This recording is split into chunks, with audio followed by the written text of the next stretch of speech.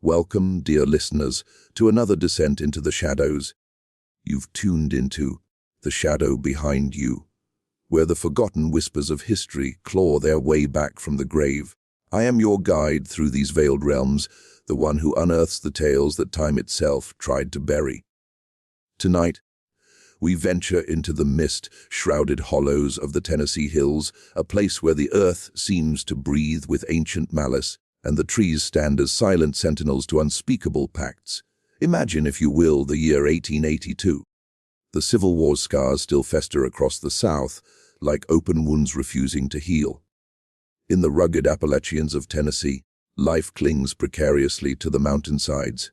The air is thick with the scent of damp earth and decaying leaves, mingled with the acrid smoke from makeshift chimneys. Families huddle in log cabins that creak under the weight of winter storms, their bellies hollow from failed crops and vanished livestock. The hills are alive with superstitions, whispers of witches who brew curses in iron kettles, ghosts that wander the fog-choked trails, and deals struck at midnight crossroads where the devil himself awaits with a grin sharper than a scythe. It is here, in this forsaken corner of the world, that our story unfolds. The widow's bargain, flesh for fortune, and a curse that followed. Picture a woman, Eliza Hawthorne, her face etched with the lines of relentless hardship. Her husband, a coal miner swallowed by the earth in a collapse that claimed half the men in their hollow, left her with nothing but debts, 3 starving children, and a farm that yielded only stones and sorrow. The wind howls through the cracks in her cabin walls, carrying the cries of her little ones, their tiny bodies wasting away like autumn leaves. But desperation, my friends, is a fertile soil for darkness. In the quiet hours before dawn, when the moon hangs low like a judgmental eye, Eliza recalls the old tales spun by her grandmother, stories of the crossroads man, a shadowy figure who appears to the broken-hearted, offering wealth in exchange for something precious. Flesh for fortune, they say. A pound of it taken not from the living, but promised in ways that twist the soul. The hills are riddled with such legends, passed down through generations like heirlooms of horror. And on one fateful night, as the clock strikes 12, Eliza steps out into the chill, her lantern flickering like a dying star, drawn to the forked path where the oaks twist into unnatural shapes. What follows is no mere folktale, but a chronicle pieced together from faded diaries, whispered confessions in churchyards, and the eerie silence that still blankets those hills. It's a story of ambition born from agony, of a bargain that birthed unimaginable riches, and an unrelenting curse that devoured everything in its wake. As we delve deeper, feel the chill seep into your bones, the way the shadows in your room seem to lengthen. For in these mountains, curses don't die, they linger, waiting for fresh blood to feed upon. Let me paint the scene more vividly. The Tennessee Hills in 1882 were a labyrinth of isolation. Roads were little more than muddy ruts carved by mule carts, winding through dense forests where sunlight barely pierced the canopy. Communities were sparse, bound by blood and suspicion. Neighbors eyed each other warily, for poverty bred envy, and envy bred malice. The post-Civil War era had left the region reeling. Farms ravaged by Union foragers, families torn asunder by conscription, and an economy that staggered under the weight of Reconstruction's failures. Coal mines dotted the landscape like black maws, swallowing men whole for pennies a day, only to spit out widows and orphans. Eliza's Hollow, nestled near what is now the Cumberland Plateau, was typical as a cluster of cabins around a single church, where sermons railed against sin while the congregation harbored secrets darker than the night. The air carried the perpetual tang of wood smoke and unwashed toil, punctuated by the distant howl of wolves. Or was it something more sinister? Folklore wove through daily life like ivy on a grave.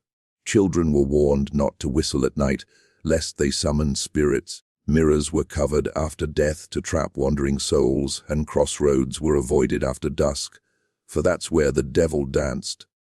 Our widow, Eliza, was no stranger to these beliefs. Born in 1845, she'd grown up amid the war's chaos, losing brothers to battles at Shiloh and Chickamauga. Her marriage to Jeremiah Hawthorne had been one of necessity, not love, a union to merge meager lands. But Jeremiah's death in the mine collapse, a real tragedy echoing the era's industrial perils, shattered her world. The mine owners offered no compensation, only condolences laced with indifference. As winter approached, Eliza faced eviction, her children's eyes hollow with hunger. It was then that the whispers began, faint voices in the wind, urging her toward the crossroads. What drove her there? Was it madness or something older, etched into the very soil of Appalachia? The bargain she struck that night would echo through time, a curse that bound flesh to fortune in ways that defy reason. As we step into the narrative, remember these hills, remember everything. They hold grudges like old lovers, and tonight they share their secrets with you. Lean in closer, dim the lights, and let the shadow behind you draw near.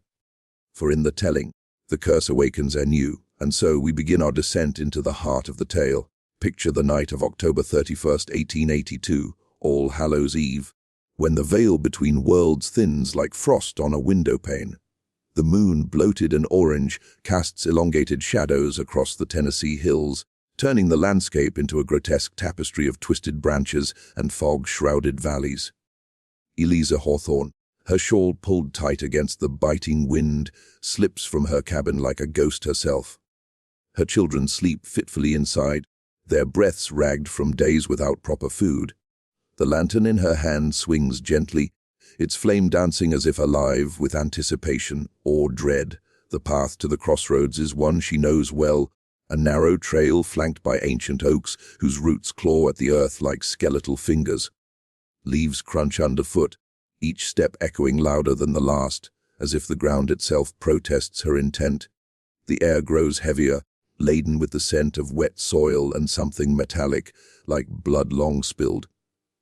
Eliza's mind races with memories, her grandmother's voice, cracked with age, recounting how the crossroads man had appeared to a destitute farmer during the war, granting him gold in exchange for his shadow, a shadow that later haunted his kin, driving them mad. But Eliza pushes doubt aside. Hunger is a cruel master, sharper than any knife. She arrives at the fork where two paths diverge, one leading to the distant town of Crossville, the other vanishing into the wilderness. Here legend says one must stand at midnight, whisper their desire thrice, and wait. The wind picks up, rustling the leaves into a chorus of murmurs. Eliza sets her lantern down, its light pooling like spilled milk on the dirt. I seek fortune, she whispers, her voice trembling. For my children, for our survival. Flesh for fortune, as the old ways promise. Silence envelops her, broken only by the hoot of an owl perched high above. Minutes stretch into eternity. Then, a shift. The air thickens, charged with an unnatural chill. From the shadows emerges a figure, tall and cloaked, his face obscured by a wide, brimmed hat that defies the moonlight. His boots make no sound on the leaves, and as he approaches, Eliza catches a whiff of brimstone mingled with the sweet rot of decay. You call upon me, widow? His voice is smooth like oil on water, with an accent that echoes from nowhere and everywhere. Eliza's heart pounds, but she stands firm. My husband is gone, my farm barren, my children starve. I offer flesh for fortune. The words hang heavy, their meaning ambiguous even to her. The man chuckles, a low rumble that vibrates through the ground. Flesh indeed, a pound from your line, taken when the time comes. In return, wealth beyond your dreams, gold in your coffers, land that yields plenty, a life of ease. But beware, widow bargains bind eternally. The curse will follow, threading through blood like poison in a vein. She hesitates, visions of her children's gaunt faces flashing before her. I accept, she breathes. The man extends a gloved hand, cold as marble. As they shake, a searing pain shoots through her arm, and she glimpses his eyes, red embers glowing in the dark. He vanishes as suddenly as he appeared, leaving only a scorched mark on the earth where he stood. Dawn breaks, and Eliza returns home, half convinced it was a dream. But as she opens her door, a miracle unfolds. Her pantry, once empty, overflows with sacks of flour, jars of preserves, and cured meats that gleam impossibly fresh. Coins spill from a hidden pouch in her apron. Gold eagles, minted fresh, enough to pay debts and more. Neighbors whisper as her fields, barren for years, sprout lush corn overnight, defying the frost. Word spreads. The Hawthorne widow has turned her luck, perhaps through prayer or something darker. Eliza's life transforms. She hires hands to till the land, buys fine dresses for her children. Young Mary, aged 10, with her mother's fierce eyes, Thomas, 8, sturdy and curious, and little Abigail, barely 5, with curls like spun gold. The cabin expands into a proper house with glass windows that catch the sun, but unease creeps in. At night, Eliza dreams of the Crossroads man, his laugh echoing as shadows twist into shapes of screaming faces. Her arm bears a faint scar from the handshake, a mark that throbs on moonless nights. Months pass. Prosperity draws suitors, but Eliza rebuffs them, haunted by the bargain's shadow. Then, the first sign of the curse emerges. Little Abigail falls ill, her skin paling as if drained. Doctors from Crossville diagnose consumption, but Eliza knows better. In the child's fevered delirium, she babbles of a hungry man who visits her dreams, demanding his due. Eliza watches in horror as Abigail wastes away, her flesh seeming to melt from her bones. On a stormy night, much like the one of the bargain, Abigail breathes her last, her tiny body cold and light as a husk. Grief consumes Eliza, but fortune persists. Her wealth multiplies, investments in coal mines yield profits, her herds fatten without effort. Yet whispers turn to accusations. Neighbors recall old tales of witches who traded innocence for gain. Mary and Thomas grow wary of their mother, sensing the unnatural aura that clings to her. One evening, as thunder rumbles, Mary confronts Eliza. "What did you do, mother?" Abby spoke of a deal before she died. Eliza's denial rings hollow, her eyes shadowed with guilt. The curse deepens. Strange occurrences plague the farm, livestock found mutilated, their flesh stripped clean without a drop of blood spilled. Shadows that move against the light, voices calling names in the wind. Thomas, exploring the woods, discovers the scorched crossroads mark, now overgrown with thorny vines that bleed red sap when cut. He returns changed, his sleep tormented by nightmares of a figure demanding the pound owed. Eliza's fortune, once a bomb, becomes a cage. She isolates herself, barring doors against the night. But the Crossroads man's words echoes, the curse will follow. As winter returns, Mary vanishes during a blizzard, her footprints leading to the crossroads and abruptly ending. Search parties find only a tattered shawl, stained with what looks like teeth marks. Thomas, now the last child, accuses Eliza outright. "You sold us, didn't you?" "Flesh for fortune!" In a fit of rage and remorse, Eliza confesses, her voice breaking like brittle ice. The hollow reels from the revelations. Vigilantes gather, torches flickering in the dark, murmuring of devilry. But before they reach her door, the curse claims its next victim. Thomas, in despair, wanders to the crossroads, screaming challenges into the void. He's found the next morning, his body intact, but his flesh softened, as if partially dissolved, eyes wide in eternal horror. Eliza, alone now, her fortune a hollow victory, barricades herself in the house. The hills seem to close in, the fog thicker, the nights longer. Whispers evolve into howls, and she sees them, ghostly forms of her children, their faces twisted in accusation, demanding restitution. The bargain's true horror reveals itself. The flesh wasn't a one-time toll, but a perpetual hunger, feeding on her bloodline until nothing remains. As the curse tightens its grip, Eliza's once prosperous home becomes a mausoleum of regret. The grand house, built on ill-gotten gold, creaks with unseen footsteps, doors slamming in windless rooms. Mirrors reflect fleeting glimpses of pale faces not her own, and the air carries the faint, sickly sweet scent of decay. Neighbors avoid the path to her door, crossing themselves at the mention of her name. The Tennessee hills, already steeped in isolation, now pulse with a deeper dread, as if the land itself has tasted blood and craves more. Eliza's days blur into a haze of paranoia. She paces the halls, clutching a Bible that offers no solace, its pages yellowed and brittle. Letters from distant relatives arrive, inquiring about her sudden wealth, but she burns them, fearing the curse's spread. At night, the hauntings intensify. Shadows coalesce into forms, Abigail's tiny silhouette, reaching out with bony hands, Mary's accusing stare from the corners, Thomas's muffled screams echoing from the attic.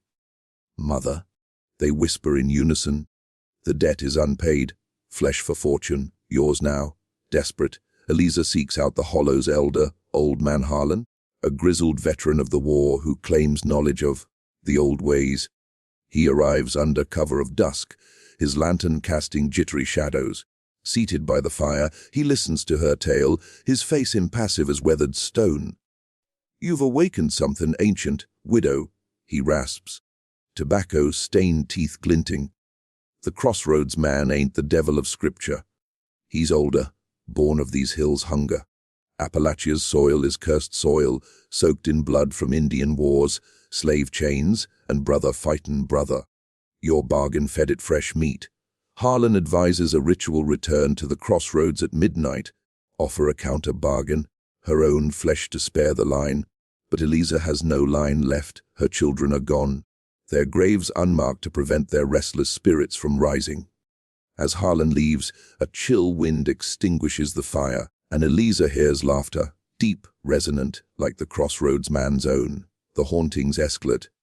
One moonlit night, Eliza awakens to find her bed soaked in blood, though her body bears no wounds. Footprints, small and childlike, trail across the floor in crimson. She follows them to the cellar, where roots have burst through the walls, twisting into shapes resembling human limbs.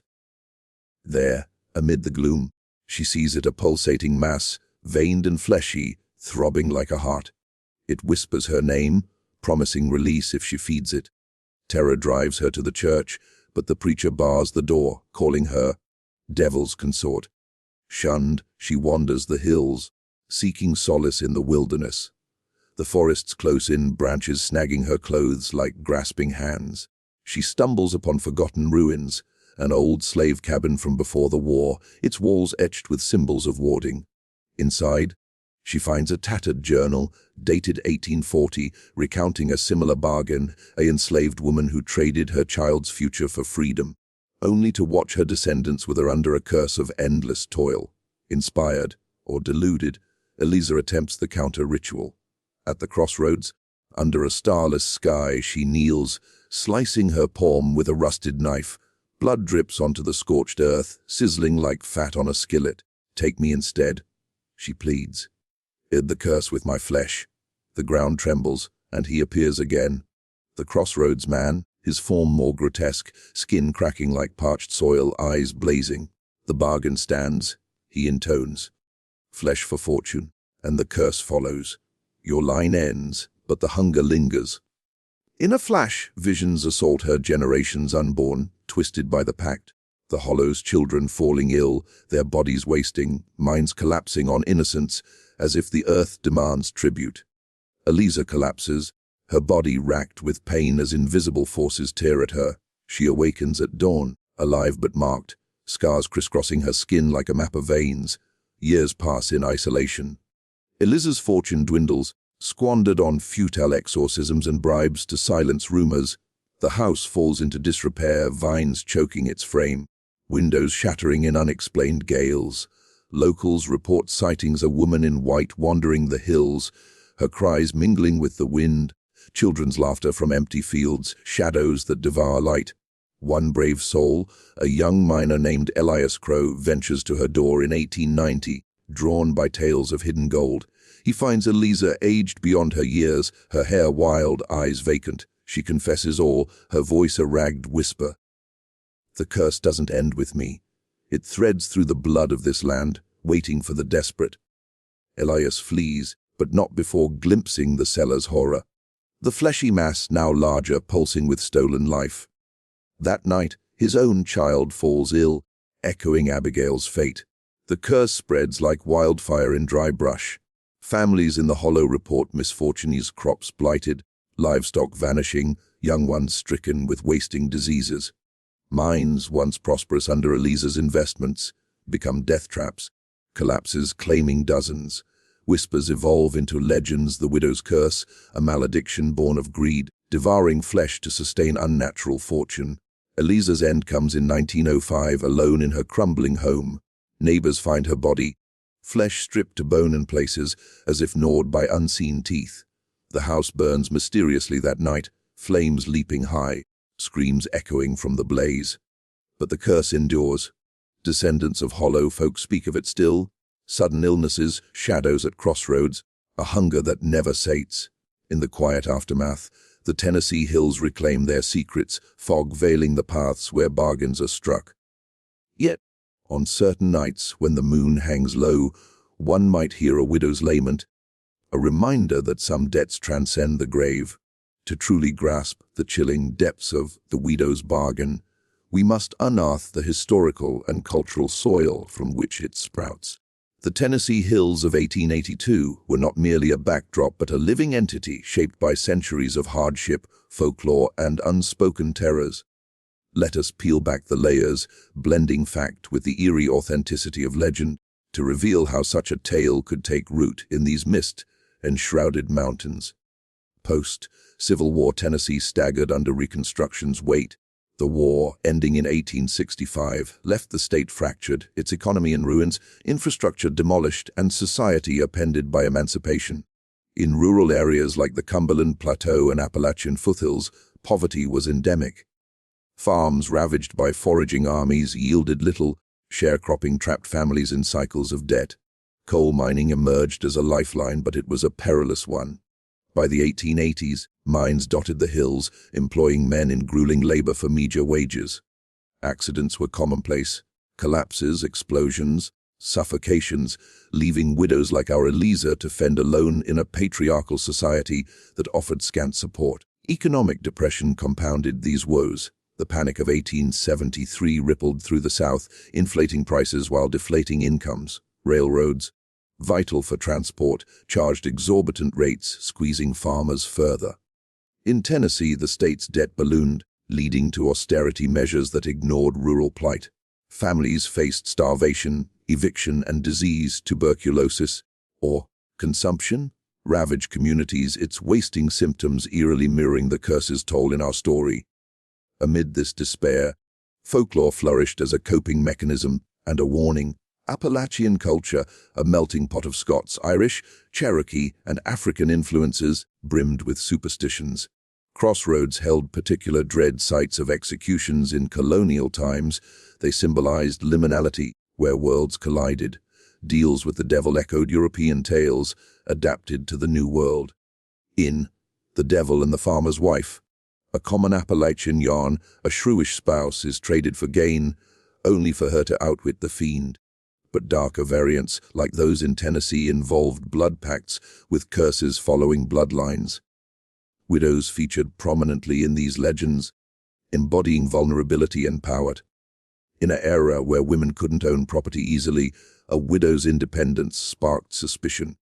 Folklore painted them as witches or cursed figures. The widow's curse motif appears in tales from Virginia to Kentucky, where a spurned woman hexes entire towns, claiming lives through mysterious ailments. The Bell Witch Haunting, Tennessee's most infamous ghost story from the early 1800s, involved a spectral entity tormenting a family, with poltergeist activity and prophecies. Centered in Robertson County, it influenced regional lore, blending Native American spirits with Christian devilry. By the 1880s, such stories were oral currency, shared around firesides to explain misfortunes. Haunted places abounded. Historic Rugby, founded in 1880 as a utopian community, earned the moniker most haunted town in America. Its Victorian buildings, plagued by typhoid epidemics, hosted ghost sightings, apparitions of lost settlers wandering the streets. The Bell Witch Cave near Adams drew thrill-seekers, its depths rumored to house the witch's spirit. Mountain legends spoke of haunts, ghosts in abandoned mines, where trapped souls wailed for release. Cherokee folklore added layers: the Sparefinger, a hag who stole livers, flesh, or the Raven Mocker, a witch devouring the dying's hearts, echoes of our bargain's gruesome toll. Cultural trauma infused these tales. The Trail of Tears 1838-1839 displaced Cherokee from these hills, leaving a legacy of cursed lands. Enslaved Africans brought hoodoo practices, involving crossroads rituals for protection or pacts.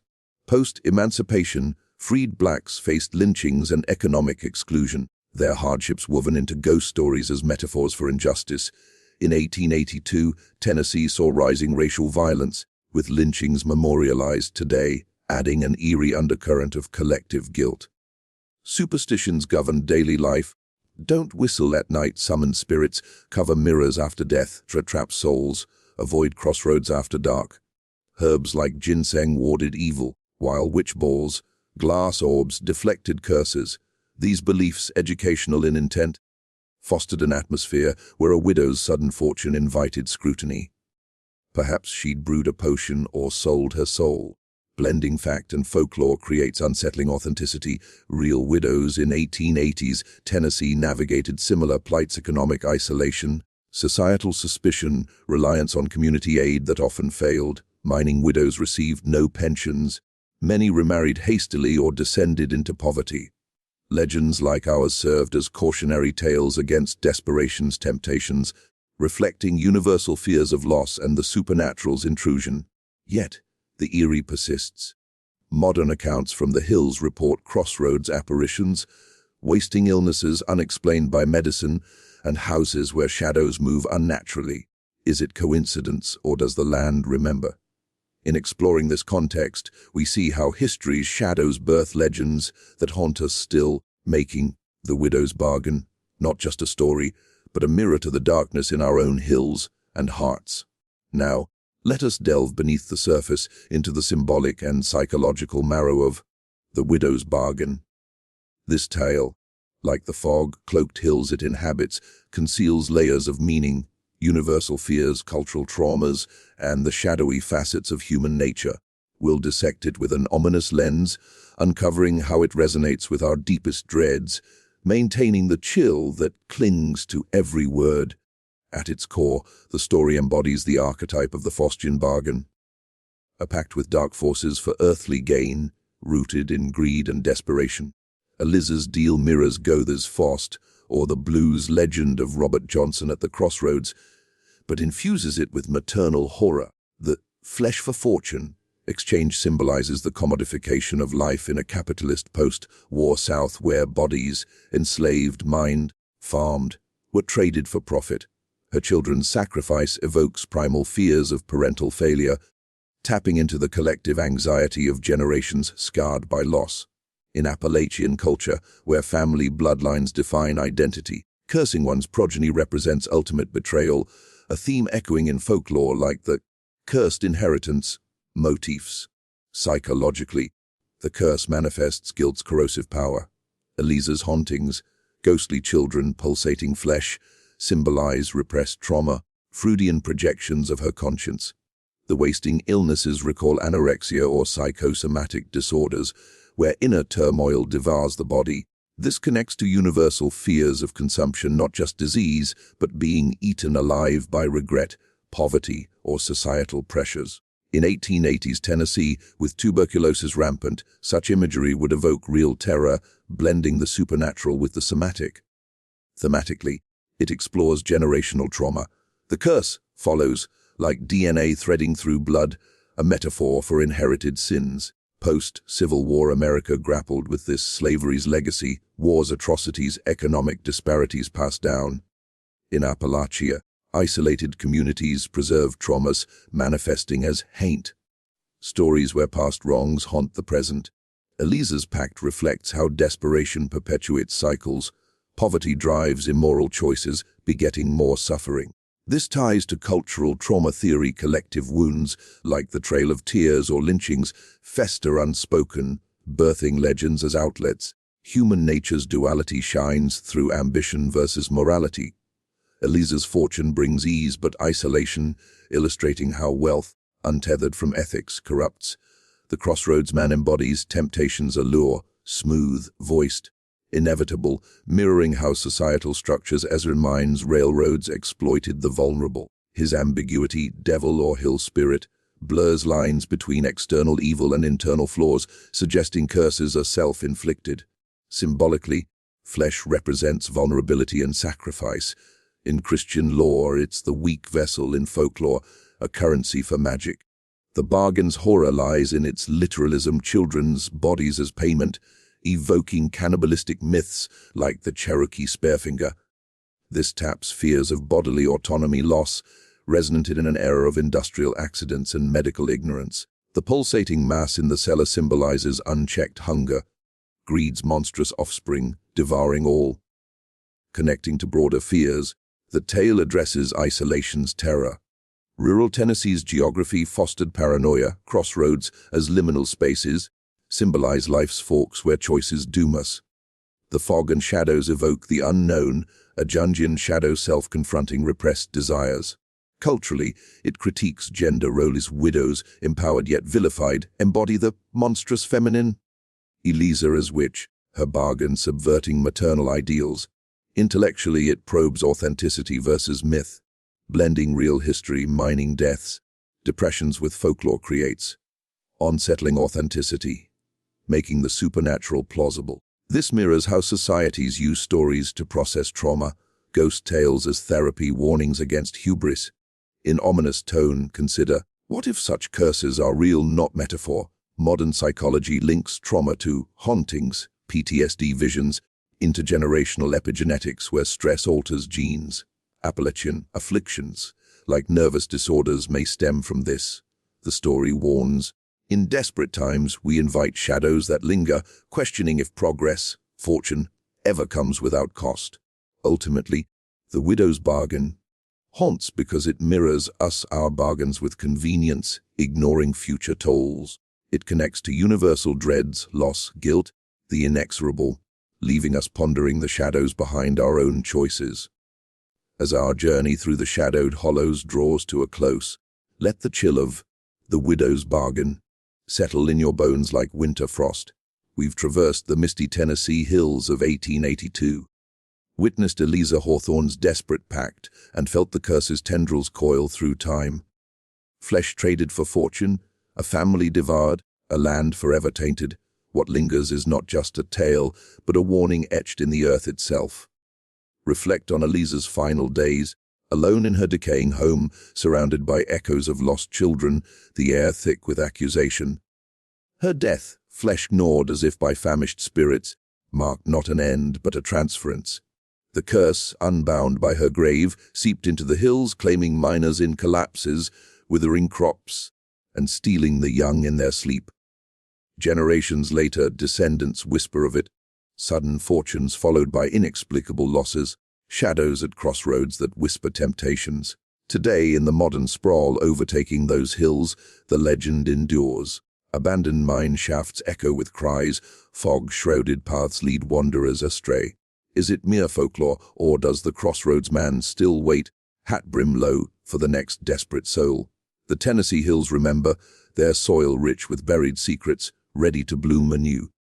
Dear listeners, as you turn off the light, ponder this: what bargains have you struck in quiet desperation? What flesh, be it time, love, integrity, have you offered for fleeting gain? The shadow behind you stirs, a reminder that curses follow, threading through our lives like unseen veins. Sleep well, if you can, for in the silence, the hills call.